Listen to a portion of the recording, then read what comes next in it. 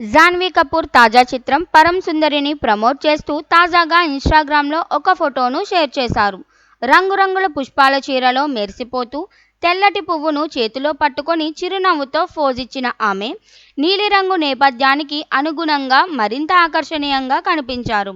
ఆమె క్యాప్షన్‌లో "సుందరి మీ అందరి ప్రేమ చూసి ఇంకా పుష్పిస్తోంది" అంటూ పోస్ట్ చేయడంతో పాటు సినిమా ఆగస్టు 29న థియేటర్లో విడుదలవుతుందన్న విషయాన్ని గుర్తు చేశారు.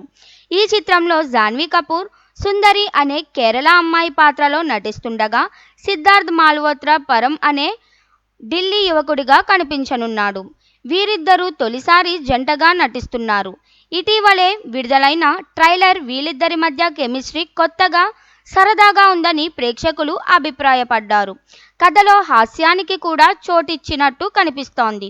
కొందరు ఈ జంటను దీపికా పదుకునే, షారుఖ్ ఖాన్ నటించిన చెన్నై ఎక్స్‌ప్రెస్ జంటతో పోల్చారు.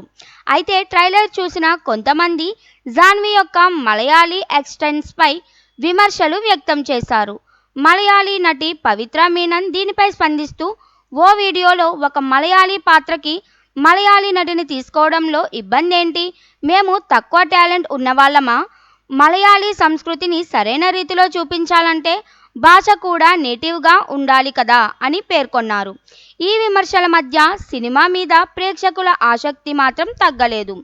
కేరళ అమ్మాయి, ఢిల్లీ అబ్బాయి మధ్య ప్రేమ కథగా రూపొందిన ఈ చిత్రం రెండు విభిన్నమైన సంస్కృతుల మధ్య సున్నితమైన సంబంధాన్ని హాస్యంతో కలిపి చెప్పనుందని ట్రైలర్ సూచిస్తోంది.